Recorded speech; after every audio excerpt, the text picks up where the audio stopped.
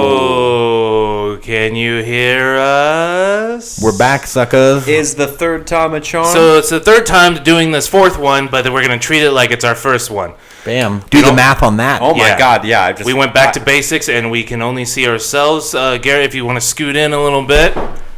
There we go. Now you can see all of us, and welcome to We're Just Saying, Hi. the show. We had a fancy intro, and I'm going to try to emulate it. It has We're Just Saying. And there's like some Some techno music. And welcome to the show. So welcome back from everyone watching. Thank you guys for tuning in and bearing with us. Yeah. Thank you. Good old We Bears. do appreciate it. Bear down. Thank you. I really like the intro in the last one. It was Who Won the Super Bowl, and will Beyonce take you to Red Lobster? Yeah. But Bam. yeah. I hope she does. I hope she does too. Yep. I don't like Red Lobster, but I do like the idea of hanging out with Beyonce. I would pay if Beyonce took me to Red Lobster. I feel like it's not that expensive. So. Guys, let's be honest. I would pay if Beyonce just wanted to go to Red Lobster with me. I'd be like, yo, Beyonce, this one's on me. You're walking down the street, Beyonce comes and is like, hey, Garner, you look like a nice dude. Okay, but bet no, I am. but here's the question: Good call. Yeah. do you let the waiter tell you the specials, At Red or Lobster? do you say, "Hey, I'm treating my friend. Do you do me a favor? Let's not tell her about those expensive things." I'm out with Beyonce. You know what? I'm going to insist not only that he tell us the specials, but we would buy them. Even if they're not any good. I'll have each one of the specials as an appetizer. But do you think since you're walking in with Beyonce, would you get the special seat? Oh, definitely. We better. If we didn't, I would be like, do you know who my date is right now? I'd be like, you know what, Beyonce, fuck this. Let's go to Applebee's. Right. So, anyways, last week was it was the Super Bowl. The horses won against the Cats, and we made some prop bets. To go over them really quickly, just so we can move on to the other things, the more important things. The more important things. We made about 5 prop bets. The first prop bet was the team to score first was Garrett winning with the Broncos. Bam. All right. Yeah. Broncos won the game. That's Garner. Gets that. Damn. And he called the score at Thank 24. you. I was going to point it out. I did call. Did not get the One Panther score half of the score. at 20 points. It was 10 Yeah, points. It was 10 points. I need a Yeah. All right, the first to call a timeout, and that goes to Garner with the Panthers. of a You bitch. both got 1 point for overtime, so that's a Because we said there was going to be no overtime. No overtime at no all. overtime. The first turnover was a fumble, so Garrett got that. Bam. But he minus 10 points because he said it was going to happening on the opening kick. Yep. That's true. So That was Minus for me. 10. Yep. So I feel All like right. I was like kind of in the running, and now that it kind the of longest field goal, you said no field goal, so That's it just another- automatically goes to Garner. Well, and that's like another minus the 10, Broncos. right? So I And got I- like. And I just want to point out real quickly, do you guys feel like there's like a trend developing in these? I feel like most of them are victories for Garner. I just wanted to point that out, just real quick. No. Well, see, I think he made no bold predictions. He was just real, milquetoast. Just That's right. Boom. Oh yes, no. I think that the field, maybe a field goal will happen. It'll be for the Carolina Panthers. I was the one that was bold. I was the one saying things like no field goals, fumble on the opening kickoff. I think you risk it for the biscuit. Actually, Wait, so- he did make them. Wait, so we're giving you credit for being wildly wrong? No, we're just saying that you're kind of boring. We're saying you were right, but boring at the same time. Because I could do that too. Oh, I bet a UFO will crash into the middle of the field in the third quarter. Oh, I was wrong. Oh, but see, but true. But he doesn't realize that you would Anyways. have had to stake 10 points for that. Let's go on to the more crybaby of the whole thing. Yeah. Ooh, is this Mr. where Garner Cam gets Newton. to eat crow? Mr. Garner gets Cam to eat some Newton. crow? I'm Because gonna- I feel like Garner was a huge Cam Newton fan like 2 weeks ago. I was. He Absolutely. loved him. I'll stand behind that. I did. I Almost was got in a fight with me at a dinner with our folks about Cam Newton. And now what are you going to say about Cam Newton? Well, what I'm going to say about Cam Newton is that if you're going to talk so big, then you got to be able to to suck it up if you lose. And hey, I'm the first one to admit I don't like losing. I like winning. All right, but when you lose, you got to be able to stand there and accept it and say, hey, you know what? We got our butts kicked. We got our asses handed to us. Yeah. And and it's not just like in his press conference and the other things. It was the whole him on the sidelines rolling around on the ground, like Well, I'm sorry. Yeah, he looked like He a was child. he you was a look real like a big baby. child, Wait, man. But see, to me, it's But just don't it's say always son. Don't say son. Then they'll get racist. Yeah. That's true. That's true. Yeah. But I always think that there were a lot of members of the media, in addition to myself, because I guess we're media members now. Yeah, absolutely. Talking a lot of trash about Cam Newton. It's true. And I always think that that's one thing, for people, like ourselves to not like him.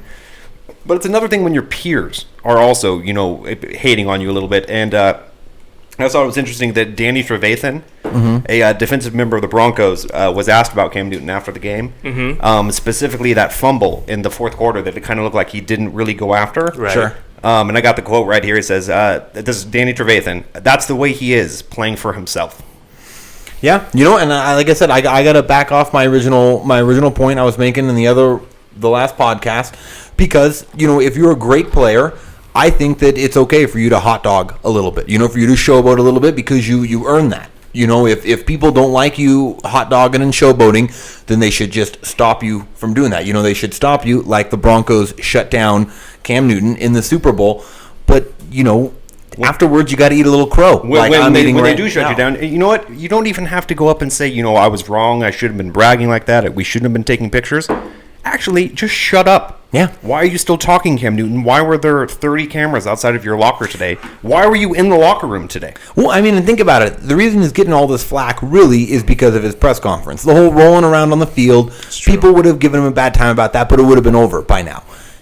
All you would have had to do to avoid this is sit there for 10, 12 minutes, nod your head, say things like, we left it all out on the field. It wasn't what we wanted. Those cliche answers that all athletes give. We all know, and then the worst people would say about you is, he wasn't very genuine in that press conference. Yeah, but then you go on vacation. You sit there and you eat crow in front of the media for 12 minutes, and then you go on vacation for the next 3 months. No one hears from you, and then boom, you roll right back into the next season. But to me, it's not just Cam Newton.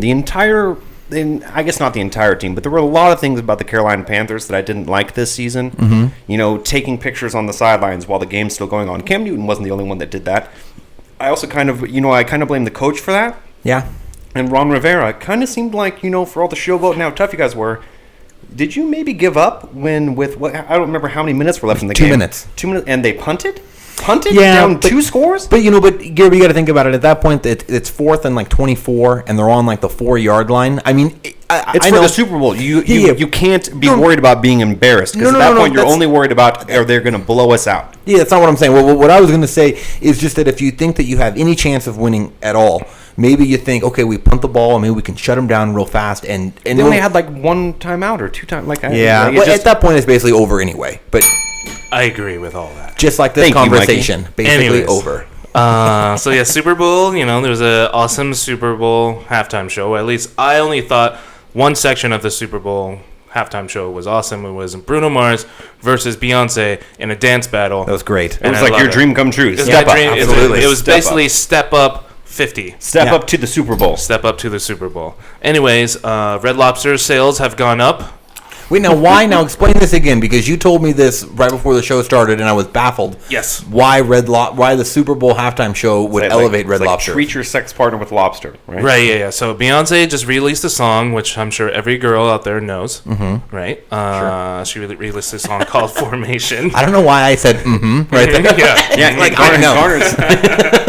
He's the member of the fan club. Yeah. Anyways, there's a line in there. I don't have the exact lyric, but it basically entitles treating your partner to Red Lobster after sex. Like it's like a reward for as good a reward. Sex? Yeah, you did it really good. Yeah, wow. So we're gonna go to Red Lobster. That wouldn't be my choice. I would think 33%. I'm sure they had sex and then went to Red Lobster too. Yeah, then I don't know if that's what I would want. Maybe some waffles would be what I would be looking for. Like blue waffles. No, that's wrong. It's wrong. I don't like that. No, that's not what I want. I don't even know what blue waffles is. I know it's disgusting. All right. Anyways, to the next subject, past Beyonce. We're going to go, this week is Valentine's Day, and one of the big movies comes out on Valentine's Day, and it shares the lovingness of Valentine's Day. So it's practically a romantic comedy. It's a romantic comedy. It's Deadpool. Yeah. Well, it's got Ryan Reynolds in it. Ryan Reynolds, all the girls. Hunk, He's a super hunk. What a hunk. Right. And it's one of those perfect chick flicks you go. You know how you have everything. You have Ryan Reynolds, and then you have violence for the dudes that are going to go out there. Yeah, for everybody. Yeah. I just wanted to say, Deadpool is a movie I'm pretty excited about. Mm-hmm. I'm a fan of the character. I'm a fan of comic books. But I am worried just because Deadpool is not part of the MCU. And for our viewers, if they don't know, the MCU is the Marvel Cinematic Universe. Mm-hmm. And Deadpool is not owned by them. They don't have the rights to him. So it's being put out by Fox, I believe. But which does live in the X-Men universe. Lives in the X-Men universe, but... And technically the Fantastic Four universe, too. But they try to pretend like that doesn't exist. Because that's what viewers do.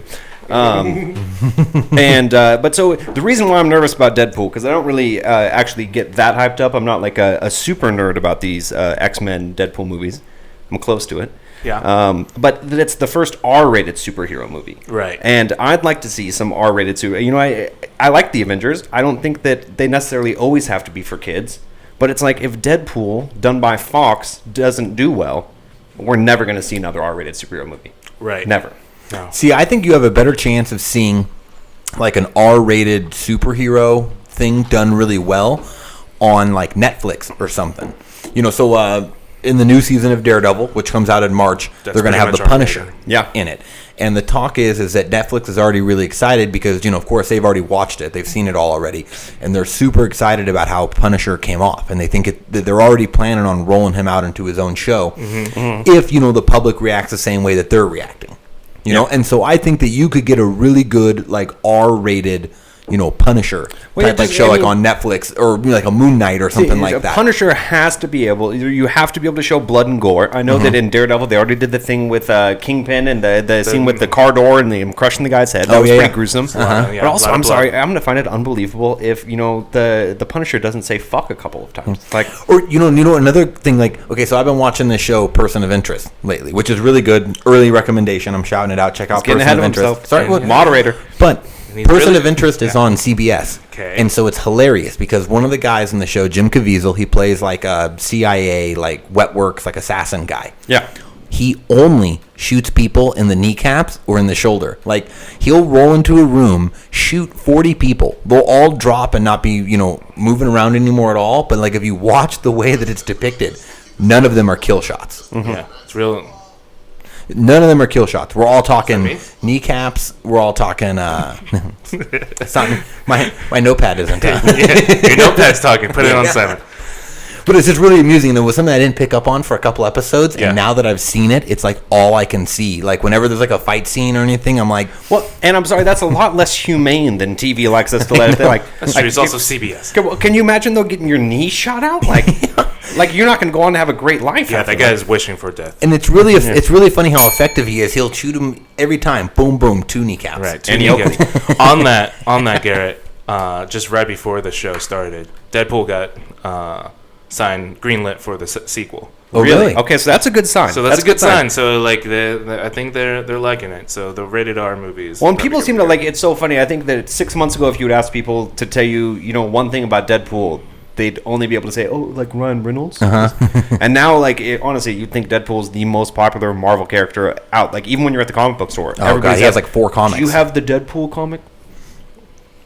When I get, you know, it's got to be third time's a charm, right? I mean, he blew it as Deadpool the first time in Wolverine Origins, then he blew it as Green Lantern. So now, come on, it's your third crack. If he's not good at this, then it's just going to be like Ryan Reynolds, step away from the superheroes. Yeah. Right. So now we go into the more weirder stories. Ooh, we're gonna get weird. So the weird stories, I know it's surprising you guys haven't. Well, I love not- getting weird. Wait, is this Mikey's Bag of Dicks? Is this a Mikey Bag of Dicks segment? I deserve that because I fucked up the stream earlier.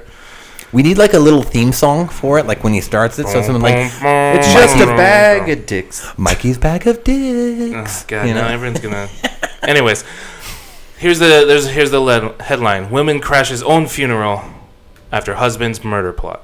Wow. Okay. Whoa. So break this down for me, Some Mikey. really tough names, but Rakundo had been with her husband Belenga for 11 years. Last year, she flew home in Melbourne, Australia, to her native Burundi Burundi. for her stepmother's funeral. Okay. So they went to another funeral. Sure. So while there, Kalala, her husband, which is Belenga, ordered gang members to have her killed. Ooh. Okay. So Okay. so during the funeral, husband tells her wife, "Hey, step outside." Now during that time, some gang members kidnapped her Okay. and took her. Okay. It's like some Kill Bill shit. Following you. Okay. So now with these gang members, they took her and they all she could hear was male voices and she's kidnapped. Sure. Take off the hood, and then the guy's holding the gun to her face, like, "What did you do to this man to have us kill you?" Uh huh. And she's like, "What are you talking about?" So what the gang's members do is like, "Your husband called us to kill you," and she was just Blown away. dumbfounded, Floored. blown away. They play a tape with her husband's voice on it, and then luckily these gang members don't kill any women, and also they know her brother. Wow. So Small world. Super small world. Okay. So what the gang members did, they were basically like, hey, we're going to take the money and basically say to your husband that we killed you. So during this whole plot, she worked it out with people back at home, with her minister, and basically told her, it's like, hey, don't say anything. I'm going to come back. Ooh, so it was like a sting. It was like Yeah. a sting funeral. Yeah. So it was all that, and then the husband told everyone, my wife died in a car crash, so they went through with funeral. She waited till everyone left the funeral, and then when her husband walked out, she just stormed the whole place and just like, hey, what the fuck are you doing? Wow. It's like that ultimate Huck Finn. Yeah, I was thinking Huck Finn, Who gets to watch his own funeral, Yeah. but with like a weird twist of where you get to like a gotcha moment at the end. Like, Yeah. you thought you killed me, you son of a bitch. Now she waited for everyone to wait, and she like worked with everyone. But for you guys, if this would happen to you, to say someone would try to kill you, and they're like running the whole thing, Sure. and you wanted to surprise them somehow, how would you surprise them? I'd be in the casket. When my friends came up and, and they're grieving, I'd just, give Garner a quick wink. And he'd freak out. I'd be like, no, calm down. We're going to be good. We're going to be good. And then, like, when my wife or whoever tried to kill me, I don't know, when would be the perfect moment to spring up out of the casket? Right, when right. they were, like, looking over you, would you Yeah. grab them and choke them? Yeah. Or do you, like, wait until, like, the very end when they're about to, like, like, what they call the pallbearers? Like, they're about to, like, pick you up, and you're like, wait. I'm alive. It was just a deep sleep. It was just a deep sleep. Right. I was registering a 2 on the Glasgow scale in that coma rating. Yeah. No, see, the way I would do it, I would show up to the funeral. No, so of course, they didn't need her body for this, right? This is like a closed casket funeral or Oh, no yeah, yeah. funeral. Mhm, yeah. So in this scenario, they don't need my body, right? I'm dead. I'm missing or whatever. Yeah. I would show up to the funeral disguised as someone else, and then I would get up to give a eulogy. And I would give a great eulogy, first off. Like, I mean, we would really be drumming it up how great So my wait, life you has would- Wait, been. in a Come fake in voice or your own voice? In like a fake voice, it What would the fake voice sound like? would probably sound something like No, this. you sound the same. That's still your voice. That's Garner's sleepy All right, voice. okay, well, I'd have a lot of time to work on it, guys. Okay, so, I'd perfect that part. Would it be? But we'd have No, the I wanna- mustache, I want the to wig. hear it. I want to just try Would another. it be an try another accent? stab. Give me an English accent. Top of the morning. I'd say, top of the morning, everyone. Welcome to my funeral. This No, you this would is have. a See- funeral. Welcome to Gordon's funeral. See, the accent would fuck me up, guys. I couldn't do it. This would be the hard part. But then boom, rip the mustache off, rip the wig off, and I'd be like, "You're gonna have to do it yourself, motherfucker. Come up here and get me." That, and then fade. And season 1 ends. yeah. Season And then 2. season 2 opens with the chase scene. Yeah, uh-huh. Instead of the funeral procession, it's now a funeral race. Yeah, I like it. That's Boom. a good show. Awesome. Boom. All right, so that concludes our show. Top of the morning to Rex. you, folks. What? We got recommendations? Yeah. So we got recommendations coming up, but before that, we try to do something new. So we try to do something with the show, but obviously that failed. Yeah. Right. But Obviously, the people we'll who be watch back. it live, We'll get it to work. We'll Don't get you it to worry. work, and we're gonna get it real fancy, and we're gonna get it real nice. It's gonna be real fancy, folks. Absolutely. real fancy. But so outside of this, if you can't get enough of us, all 3 of you, you can listen to. We created a playlist which is on Garrett's little Spotify account. Mm-hmm. Garner picked 5 songs. I picked 5 songs. Garrett picked 5 songs. So you can listen to our playlist of just songs that we're listening to and enjoy. We're going to post it on the Facebook. Yeah, we'll post it on the Facebook. You can click it through there and listen to some lovely songs. Yeah. Now, bonus points if you can figure out which songs are that we picked. No, we did them in blocks. So I picked 5 songs. Garrett picked 5. Mikey picked 5, and they're all together. So it's Right like now, 5 songs this in a time. row. Yeah, next time we're gonna We'll add mix some them all mystery. all Yeah. together. Oh, we're gonna get And a little then- mixology on because it. we all have eclectic taste and want to see if people can guess who picked the song. smashing, Yeah. smashing, Smashing. smashing. Now we're gonna go with recommendations since I think Garner won most of this week. Garner, Fair you're enough. gonna go first. Fair with enough. the recommendations. Very cool, very cool. Yeah, it's time for my recommendations. Mm-hmm. All right, so my recommendation, this is like a Las Vegas-centric thing, which I'm sure all the people who listen to us are from Las Vegas, but one day, hopefully that won't be the case. But either way. One day we will worldwide. There's a great local author. His name is Lee Barnes. I've got my sheet right here because I can't memorize these things. His name is Lee Barnes. He is going to be reading from his new book, The Gambler's Apprentice, at the Writer's Block downtown. Okay. On Thursday, February 11th, from 7 to 8. Lee used to come into the pub that I worked at for a long time. I got to become friends with him. He's a really, really nice guy. I haven't yet read The Gambler's Apprentice, but I read his previous book, The Lucky, which was like a Las Vegas-based story. It was kind of... It's loosely the story of the Binions. He changes all the names and stuff like that. Okay. But Did really that great get book. turned into a movie like Lucky? No, Something else. Trust me, Lee would love it if someone would turn one of his books Gotcha. into a movie. He always used to talk about that. But if you have some spare time on Thursday night, again, Thursday, February 11th, from 7 to 8 at the Writer's Block downtown, Lee Barnes is reading from his book, The Gambler's Apprentice. And if you don't have time to go down there, then either check out his book, The Gambler's Apprentice, or his other book, The Lucky. Lee Barnes is a good guy. Support him. Local dude. Awesome. Nice. That was really loud. Ice break. Was it loud? It Sure the was. Fridge. Anyways, Garrett. Okay, for my recommendation, I'm going to recommend a game that you can play with your friends when they're at your house. Okay. We play it here. We play it at some of our previous houses. It's called we call it house golf. It actually does not require a golf ball. All you need Just is requires a house. It requires a house and some tennis balls. And basically, you just pick one room and then another room. Preferably, it's great for a 2-story house, but you make it work with one. You pick, so say you're in your laundry room and you have to get to your bedroom in the fewest number of bounces with the tennis, or not bounces, throws with the tennis ball. Yeah. So It's a great game. So hide all the breakable objects, or at least put them down. Well, no, you don't even have to hide them. It's just a penalty if you break something. It's a super plus one penalty. stroke. Plus you 1 stroke and you get kicked out that game. It's true. It's Also, remember, there's the most important rule. You can't just throw it. However, you Yeah. have to, wherever your ball lies when you throw. It's we like to say where your balls lie over the ball. Yep. Yeah. Ladies, Also, right in it's between where legs. your lady parts lie over the ball. Your lady Exactly. balls. Lady balls. Lady It's balls. wherever your lady balls That's lie. the politically correct term. I think. Yeah. I think lady so. balls. That's actually LBs. going to be my band name. Did I tell you guys this? Lady balls. Lady balls. There Bam. yeah. You heard it here Used first. to be Mouse Rat. Anyways, thank you guys for tuning in. You guys can check us out at facebook.com. We're Just Saying Show. You can email us too if you just love us and you want to send us hate mail.